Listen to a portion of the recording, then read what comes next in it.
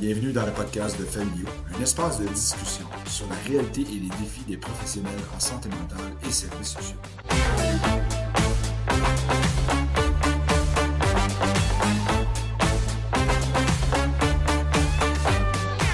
Bonjour, bienvenue à notre quatrième épisode de podcast avec Alexandre Francisco, psychologue, et Marie-Josée Courval, travailleuse sociale. Donc, quatrième podcast, c'est quand même une étape importante qu'on franchit aujourd'hui. Là, vous êtes maintenant, là, tu sais, il y a un différé entre les trois premiers aujourd'hui. Maintenant, vous écoutez les premiers. On arrive comme dans une nouvelle phase de cette aventure.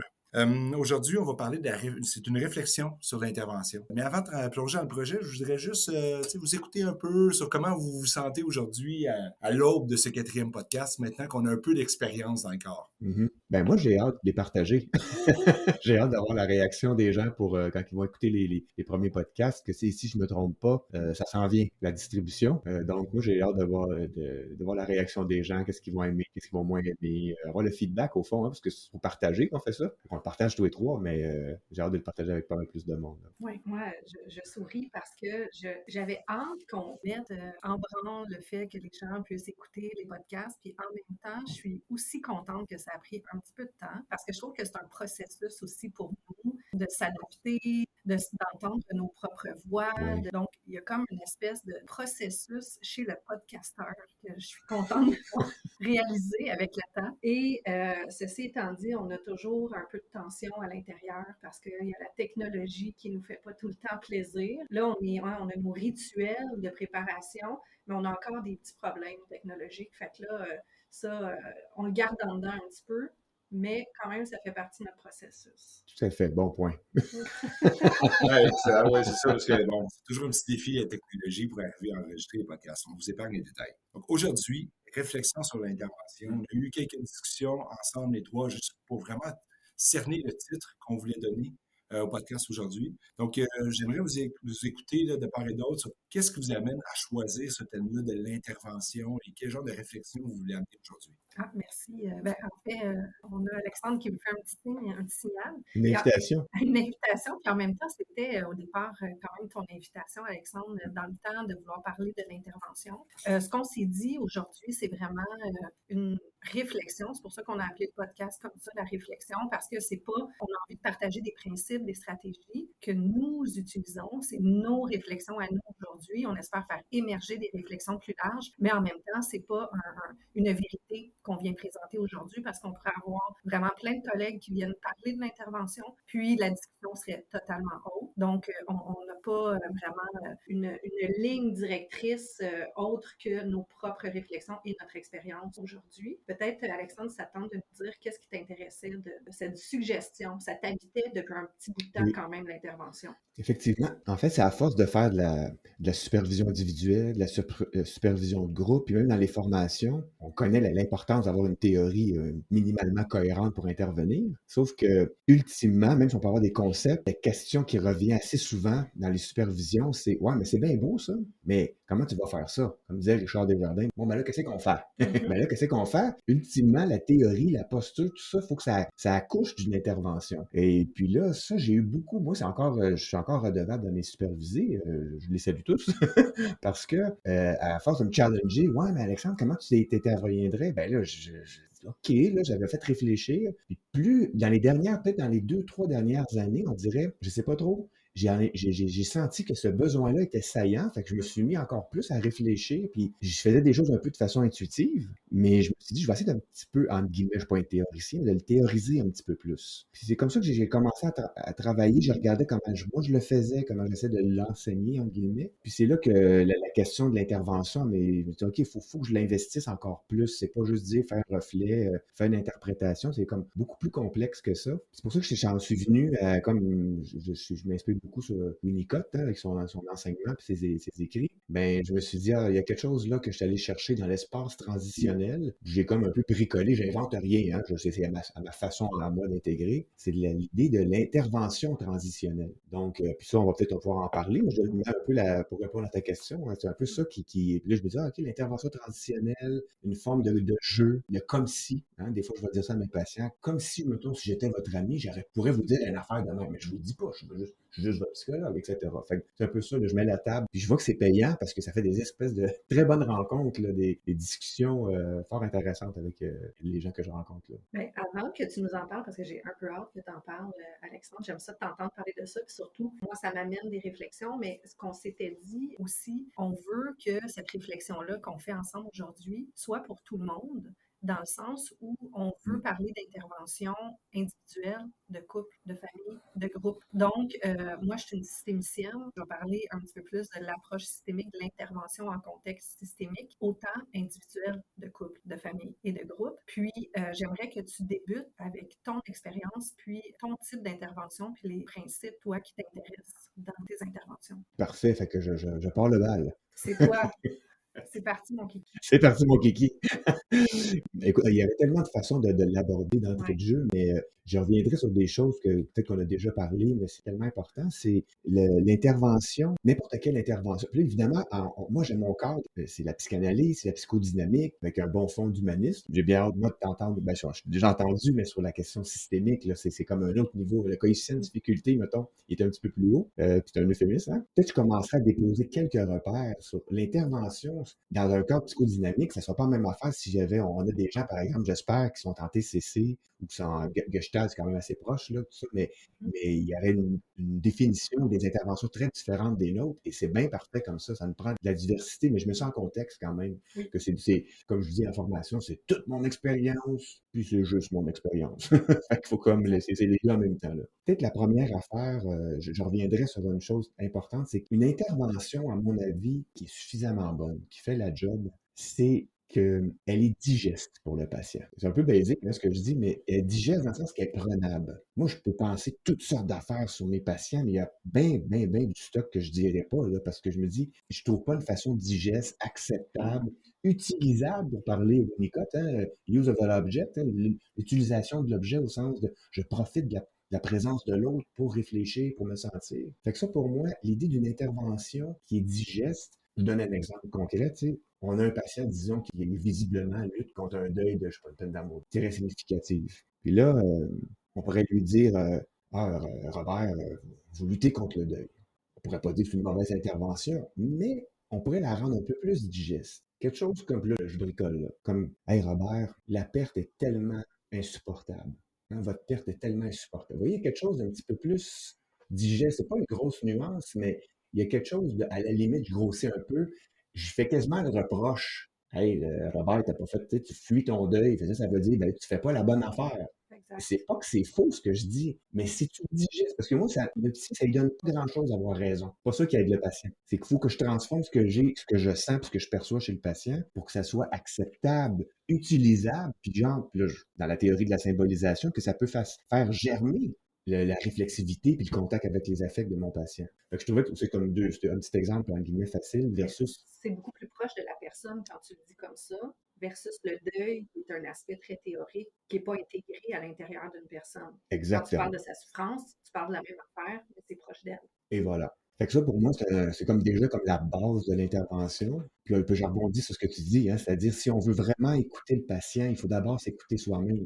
Il faut écouter la résonance que le patient a en nous. Ça ne veut pas dire qu'on intervient au feeling, mais on va utiliser ça quand même pour savoir à quelle distance on est du patient, comment on sent le patient, comment on pourrait l'amener tranquillement. Puis ça, on va en parler un petit peu plus tard, là. Fait que ça, pour moi, c'est comme un peu la base. L'autre élément, qui est aussi bien important, je pense que Roussillon, il formule bien, Winnicott le formule, en tout cas, je l'ai entendu souvent, celle-là, c'est la première qualité d'une intervention, quelle qu'elle soit, c'est le fait qu'elle soit détruisable par le patient.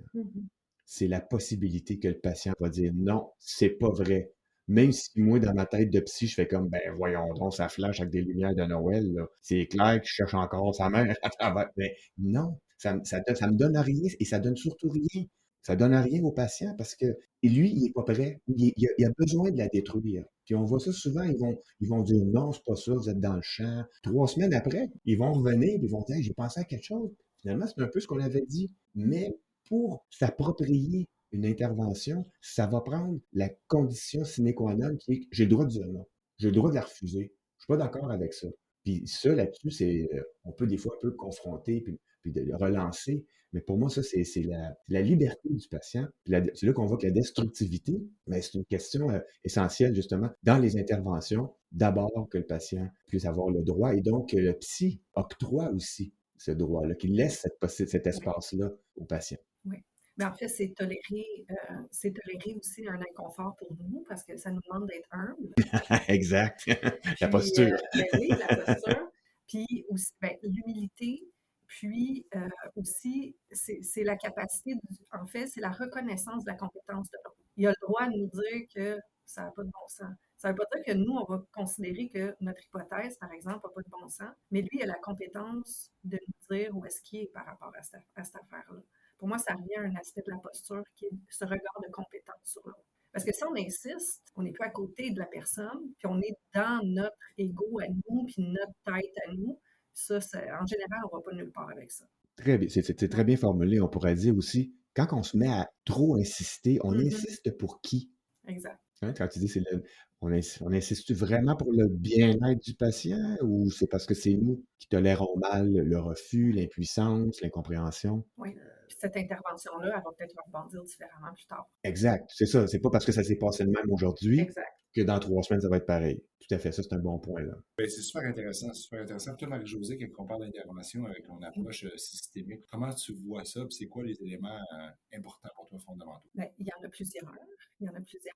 C'est sûr qu'en systémique, qu'on soit en individuel, en couple, en famille, en groupe, on a toujours cette vision du système. Pourquoi je le dis, c'est que souvent dans l'intervention, on pense que l'approche systémique ne s'intègre pas lorsqu'on fait des suivis individuels. C'est un classique. Oui, mais moi, je ne vois pas des familles, moi, je ne vois pas des couples, moi, je vois juste des individus. En fait, cette lunette-là, elle est toujours présente en intervention. Et moi, j'ai toujours le système autour quand j'ai la personne, par exemple, dans un bureau. Le système autour, c'est ses proches autour. C'est comme qu'est-ce que le conjoint, la conjointe pense de la situation. Donc, moi, j'introduis et non pas physiquement les proches, des fois oui, mais je vais les introduire symboliquement dans mes interventions tout le temps. Fait que je le recadre parce que j'entends tellement ça par rapport à l'approche systémique. Et d'ailleurs, j'ai un super exemple de ça et je remercie ma collègue Marie-France Roberge qui a fait une simulation dans un colloque récemment, puis on est toute une gang d'obsédés depuis ce temps-là. Une des premières, elle a fait une simulation d'une intervention individuelle. Et une des premières questions qu'elle pose à la personne, ça a été « Qui sait que vous êtes ici aujourd'hui? » Donc, quelqu'un qui venait consulter, je pense, en GMF. Mhm. Qui sait que vous êtes ici aujourd'hui? Et juste les réponses. Et depuis ce temps-là, je pose constamment la question. Dès le départ, quand j'ai un individu devant moi, et juste là, on ouvre un monde des enjeux de la personne. Donc, ça nous parle de son réseau, ça nous parle de la honte. Personne ne le sait, ni mon conjoint, ni mes meilleurs amis. Ou ça nous permet de comprendre le circuit de la demande. Ah, ben, mon patron le sait parce que finalement, il a insisté pour que j'aille consulter. Donc, c'est déjà juste une question de qui sait autour de vous, ça donne tout un monde pour moi. Donc, en systémique, on a le système autour, même en individuel. Donc, pour moi, c'est un des principes que je trouve important de mentionner. C'est vraiment intéressant comment tu le dis parce que c'est comme tu dis, la famille, tu as toujours la famille, mettons, tu as toujours le réseau et la famille dans ton bureau, même s'ils ne sont pas là. Parce que Même toi, tu s'ils l'as à sont pas là. l'esprit. Avec la question, c'est vraiment, je prends des notes, là. Oui, Hein? j'adore cette Ça, c'est question. vraiment Merci, bon, ça. Marie-France. Je tiens à On la dire salue. qu'elle nous a beaucoup inspirés parce que je ne suis pas la seule à avoir retenu cette question-là. Et dans le même sens, c'est la famille actuelle, mais parfois, ça va être la famille d'origine qui est dans mon bureau aussi. Oui, oui, C'est oui. les deux niveaux, dépendamment de qu'est-ce qu'on travaille, puis c'est quoi l'intention derrière. Dans le même sens, pour moi, que j'ai un couple, une famille, un groupe, un des principes dans l'intervention, c'est que tout le monde a sa place. OK? Donc, ma façon d'intervenir, ça va toujours être une manière, puis on pourra décrire plus concrètement, on va parler tantôt plus concrètement de l'intervention. Là, je suis plus en Oui, préparation. oui. C'est que tout le monde a sa place. Pour moi, personne a raison ou tort. On n'est pas dans avoir raison ou tort et de blâmer. ce qui implique que jamais, et ça va être dans la posture, mais dans l'intervention, ça va être super important, de ne pas se faire trianguler à donc se coallier à l'un contre l'autre. Mm. Et ce principe-là, il est bon en groupe, donc tout le monde a sa place, tout le monde a sa perception. C'est comme ça que je vais travailler beaucoup les aspects différenciés aussi dans la perception des uns et des autres. Donc, le couple, la famille, et il y a toujours dans la famille, je vais dire, un client désigné qui va être notre client symptôme, que ce soit un enfant qu'on travaille avec en C'est santé un mentale exemple, mettons? jeunesse. Un petit exemple. En fait, en famille, enfant, jeunesse, ou mettons en pratique privée, là, avec la clinique familiaux, l'enfant symptôme, ça va être celui pour qui on consulte. Si je suis avec les équipes en adoptie, ben, ça va être le jeune qui a des idées suicidaires, qui ne va plus à l'école. Ça peut être le jeune qui fait des crises à la maison. Donc, on a le client désigné. Moi, ce que je veux, c'est faire circuler autour. Donc, que tout le monde ait sa place, puis qu'on ne soit pas en train de juste traiter le symptôme et le jeune comme étant pas bon, puis que là, on a juste des parents qui viennent présenter comment il est difficile à la maison. Je vais essayer d'aller chercher la perception des uns et des autres. Quelle est la compréhension également de la situation de ce jeune-là? Avec, mettons, l'hypothèse que l'enfant, il est comme le paratonnerre de quelque Il est chose. le Bon, c'est paratonnerre. bien, entre guillemets, inconsciemment utile de dire c'est lui qui est déprimé puis suicidaire. C'est pas nous, les parents, qui avons des Exact. problèmes. C'est un peu un classique, entre guillemets. Là, mais... Exact. Et c'est pour ça, d'ailleurs, qu'on se retrouve en intervention parfois mal pris si on fait juste voir un enfant de 6 ans dans notre bureau. Parce qu'on se rend compte que ben, il y a peut-être un peu je veux dire, de sens et de fonction de ce symptôme-là au sein de la famille. Alors qu'on se rend compte que c'est des interventions qui vont être un peu incohérentes entre les parents, qui sont extrêmement frustrés l'un contre l'autre. Donc, c'est toute la cohésion parentale, puis le couple qui est en jeu ici. C'est l'enfant, lui, qui va réagir ou sur qui on va mettre l'emphase dans la situation. Puis les jeux de triangulation au sein du système, c'est ça. Quand on ne régule pas entre nous, on va coallier un tiers.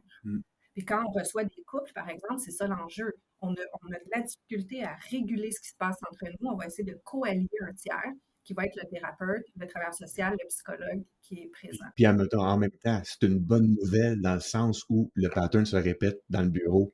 Exact. Il y a comme le thérapeute peut avoir dans ses sentiments, là, comme ah oui, c'est vrai qu'il a l'air à être plus du bord de la mère ou du gars, peu importe. Là. Exact. Là, c'est comme, mais c'est bien que ça se répète, mais c'est juste qu'il faut avoir le recul, là, puis les outils. Il faut prendre le recul, puis là, c'est là qu'il faut s'écouter, puis toujours rester dans un esprit très paritaire, très la place des uns et des autres. Tout le monde a sa place, mais aussi ce que les gens pensent a un sens pour eux. Donc, c'est ça que je veux mettre de l'avant, moi, dans mes interventions. C'est pour ça qu'on va parler des objets flottants, tantôt des outils cliniques qui peuvent nous aider à différencier ces visions-là, justement. Et pour que moi aussi, ça me donne une distance dans la situation. Parce que c'est ça, l'intervention avec plusieurs personnes, c'est le danger de constamment se faire happer dans une coalliance. Puis c'est vrai que des fois, il y a des éléments qui viennent nous chercher plus, puis que là, on dirait que je trouve qu'elle a plus raison, elle, que lui, ou le cas contraire. Ça, il ne faut pas embarquer là-dedans, puis surtout pas se faire happer dans une déviation vers, par exemple, l'enfant symptôme tout le temps.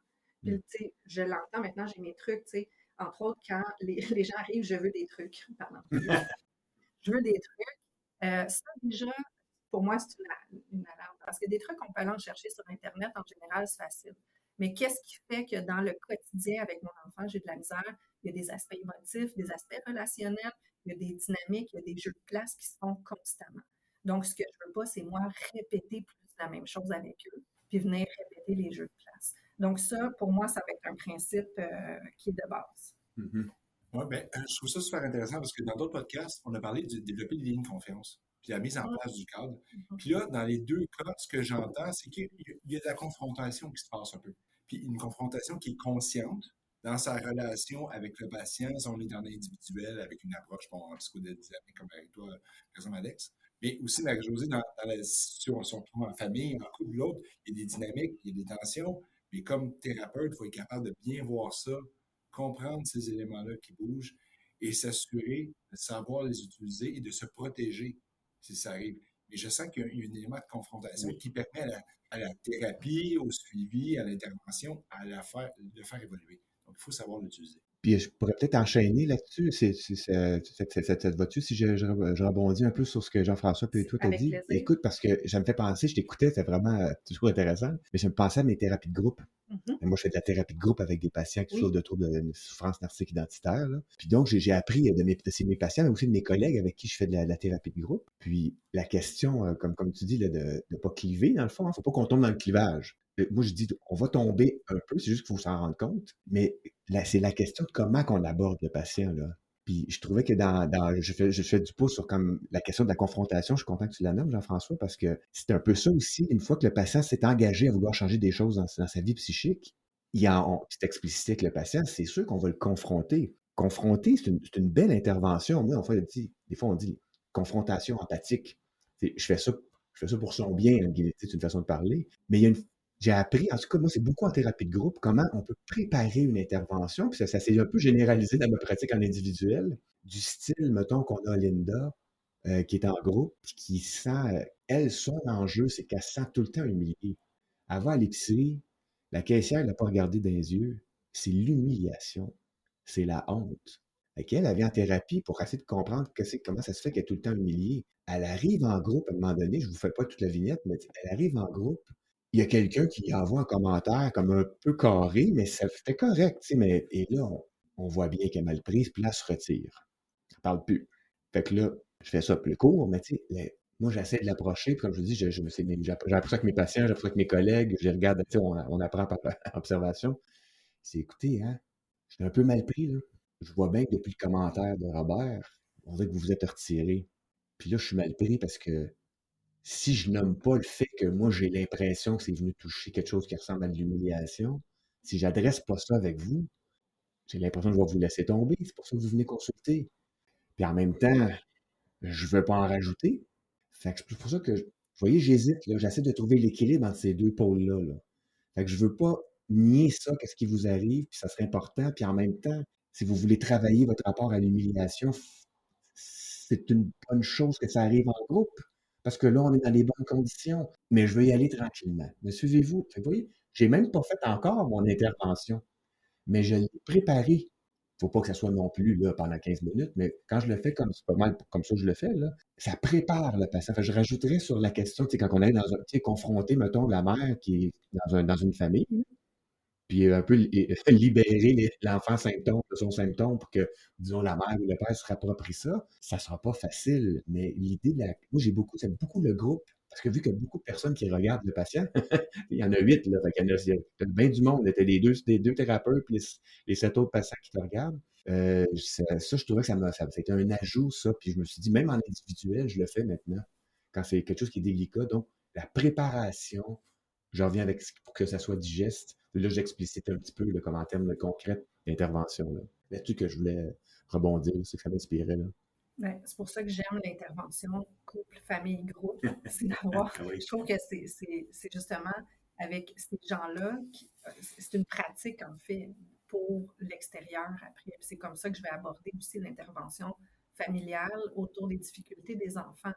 Puis en fait, quand dans sa famille, il est capable de s'exprimer et être entendu, l'enfant, il va être capable de s'exprimer à l'extérieur aussi. Donc, j'aime bien, moi, toute cette préparation, mais je trouve ça important quand tu parles de préparation. Ça me fait penser à une simulation que j'ai fait récemment dans un groupe à l'hôpital d'intervenants psychosociaux où justement c'était une famille à l'hôpital extrêmement conflictuelle avec des gardiens de sécurité là, qui se présentaient dans la chambre parce que les gens de la famille se battaient autour de maman âgée. Là, oui, oui, vraiment, quand ça va bien. Hein? C'était corsé. Oui, il y a des fois, ça va pas bien. Puis c'est vrai que la maladie puis les fins de vie vont mettre les systèmes en crise. Donc, tout ça, ça émerge de manière extrêmement violente. C'est bien dit. Ça met les systèmes en crise. Oui, et je peux même dire que ça met aussi les équipes autour en crise. C'est pour ça que j'ai travaillé ça en supervision avec les intervenants psychosociaux. Puis, quand j'ai commencé la simulation, j'ai préparé, en fait, j'ai préparé les gens à la simulation, mais quand j'ai débuté la simulation, je préparais la famille à parler des soins auprès de grand-maman, par exemple. Et, bon, c'était maman plus avec grand-maman, mais je ne me suis pas garochée dans les pour, contre, qu'est-ce qu'on fait. j'ai préparé le système à l'intervention qui avait un objectif de préparer la sortie de l'hôpital, comment on va s'entendre. Mais en premier lieu, je les ai fait parler d'eux. Je les ai fait parler de l'importance de la mère dans ce système-là. Et, Hmm. et, et Ah oui. comment la mère qui n'était pas là dans la simulation, parce que c'était une dame très âgée avec des troubles cognitifs très, très, très avancés. Donc, l'intervenante n'avait pas inclus la mère dans son intervention. Donc, moi, je ne l'ai pas inclus non plus pour juste rejouer un peu la situation. Mais en effet, je prépare la famille. Je les fais parler d'eux, de l'importance de se chicaner. En fait, c'est de l'importance que cette mère-là a pour eux.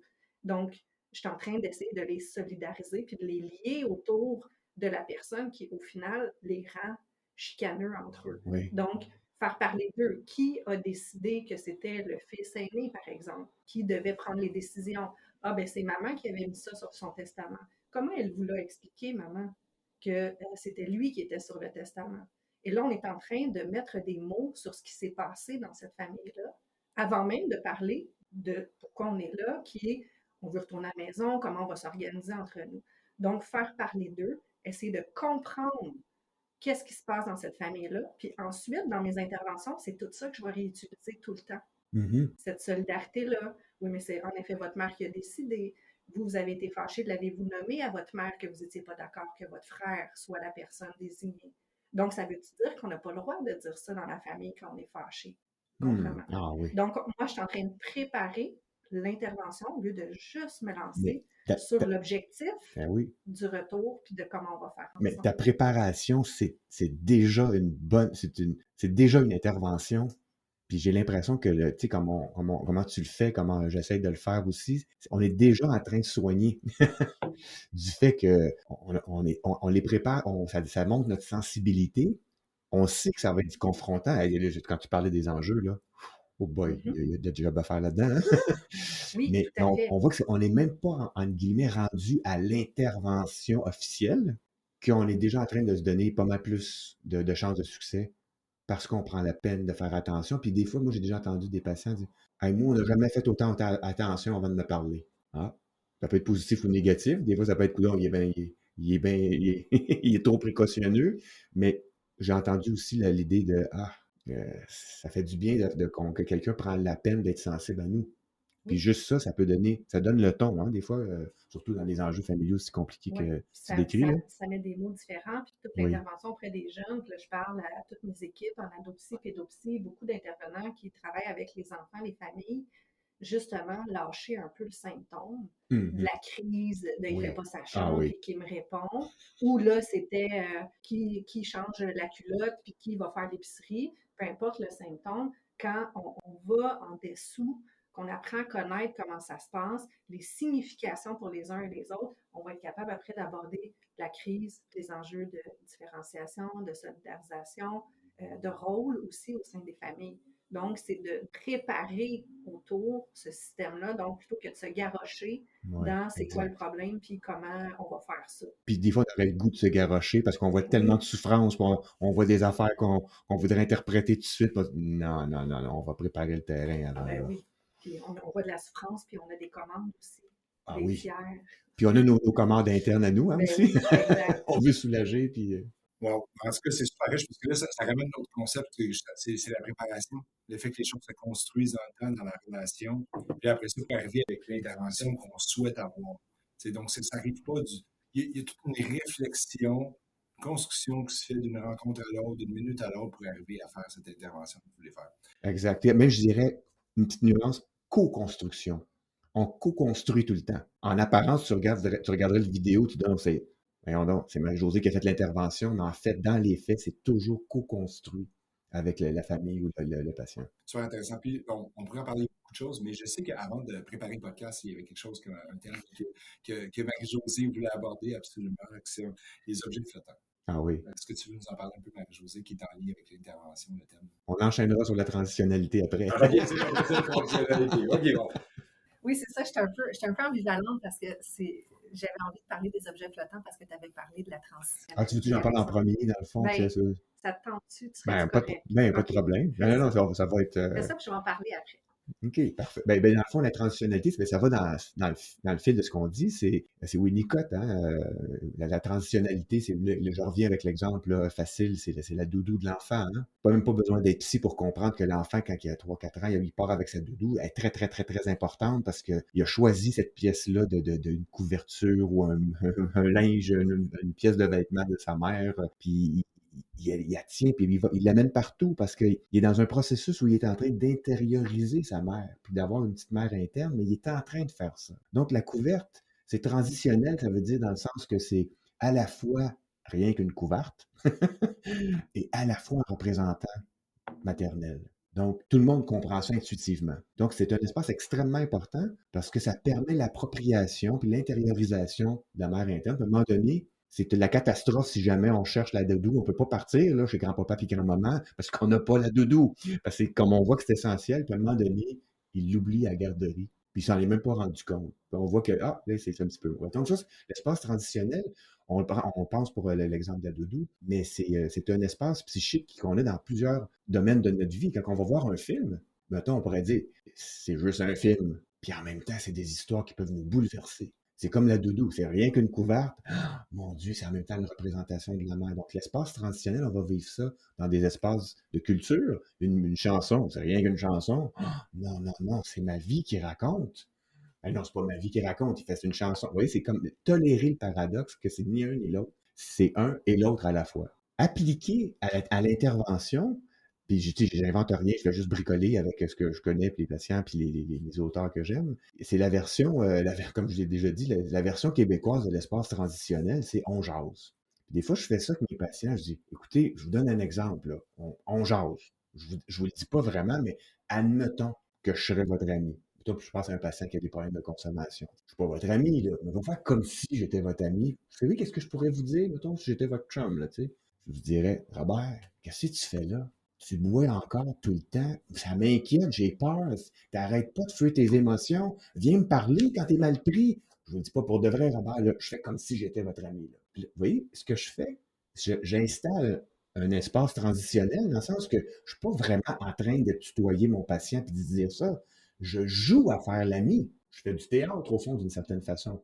Mais c'est pas l'idée de faire du théâtre, pas faire des affaires comiques, c'est pas ça. C'est d'utiliser une posture où j'essaie de créer avec le patient. Il faut qu'il accepte aussi. Hein. Évidemment, je fais pas ça de même. Faut que je prépare la chose, puis je vérifie si le patient il serait capable de prendre ça. C'est pas le genre d'intervention que je fais à la deuxième séance pendant une évaluation. Là. Mais quand je fais ça, Robert, qui pleure pas, il se met à verser une larme. Parce que il sent bien aussi, par ailleurs, que j'y parle. C'est quand même moi qui parle, mais je le joue. Fait que je peux toujours me dire, ouais, mais je vous dis pas ça. Puis je sais. Écoute, c'est ma façon de le faire. Je sais, je vous le dis pas pour de vrai, c'est comme si, mais je fais encore votre ami. Mettons, j'étais votre best buddy, là. Puis je fais comme, hey, tu m'inquiètes, là, puis arrête donc de t'isoler, là. C'est pas une bonne idée pour toi, regarde où c'est que t'es rendu. Bon, admettons que j'étais votre ami, puis je vous aurais dit ça, comment ça vous fait? Je vois que ça vous touche, Robert. Hein? Tu sais, fait, ça a l'air de rien, là, mais il y a pas mal d'affaires là-dedans. Donc, l'espace transitionnel, c'est un peu, je trouve, une belle voie d'être dans le comme si, de permettre de nommer des choses. Ou, par exemple, récemment, j'ai eu une nouvelle patiente qui commence, puis elle m'a parlé de sa mère qui était très, très, très, très dénigrante. Puis, à un moment donné, elle se met à se dénigrer devant moi sur un dixaine, là, ça n'a pas été long, là. Puis, je dit, oh mon Dieu, excusez-moi, je fais ça avec un ton on voit que j'ai pas le même ton aussi. Hein. C'est très subtil, ces affaires-là. Hein. C'est dur à théoriser. Mais je prends un ton, puis je fais comme, mettons, on va l'appeler Julie. Hey Julie, mon Dieu, je pensais que j'ai quasiment entendu votre mère parler. J'ai pas entendu sa mère parler, évidemment. En même temps, la façon qu'elle se dénigrait devant moi, c'est ce qu'elle m'avait raconté il y a un mois, là, quand elle me parle de sa mère. C'est l'espace de jeu.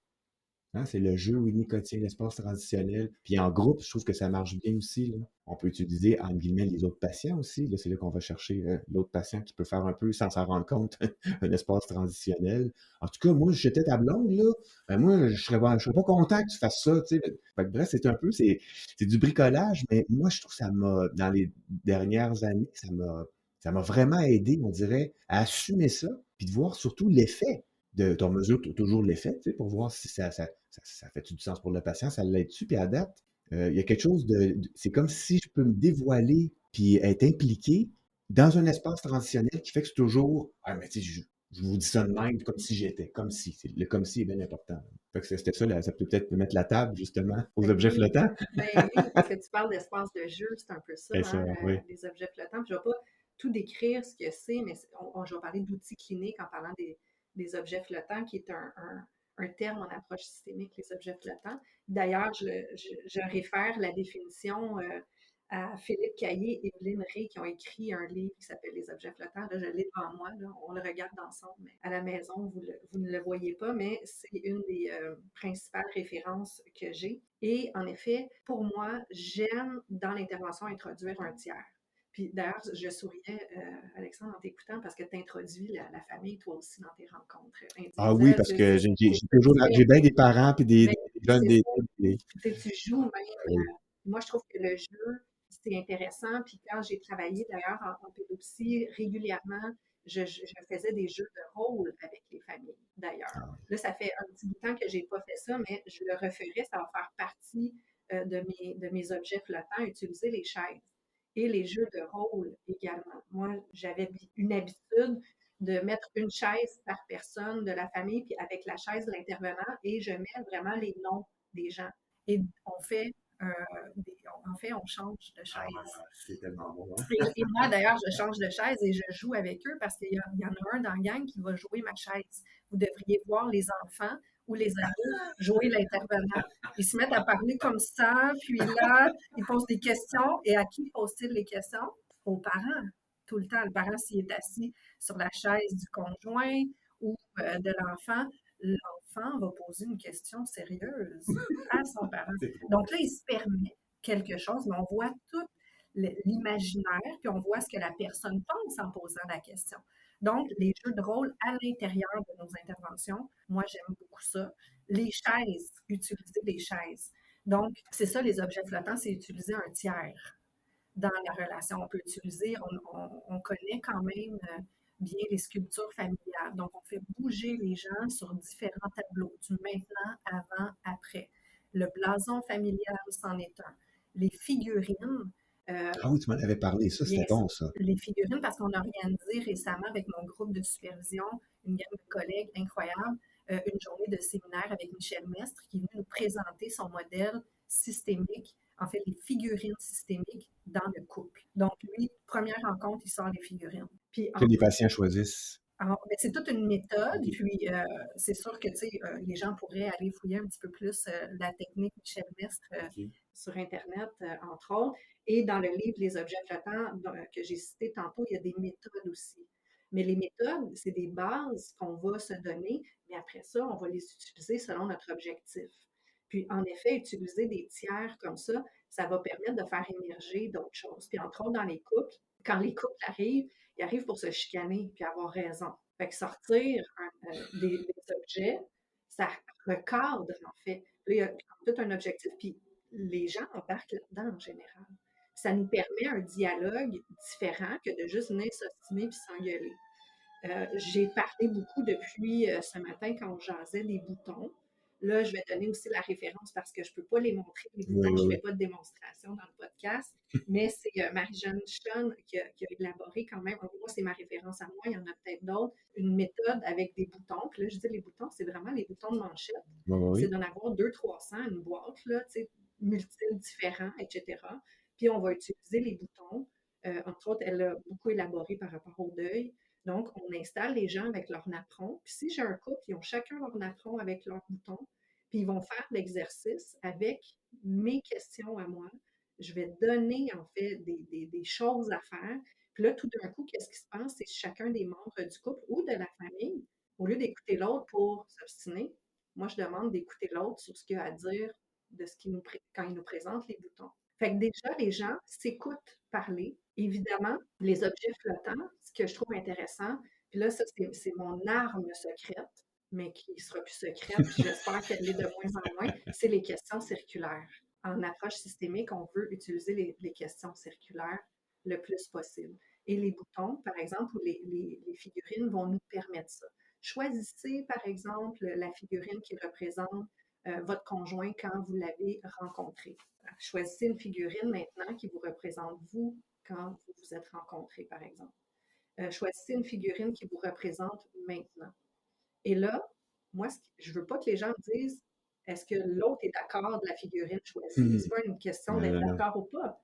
Je veux comprendre qu'est-ce que l'autre, en fait, Ah pour oui. lui, ça représente cette figurine-là. Donc, c'est un processus de différenciation où est-ce que les gens vont s'écouter.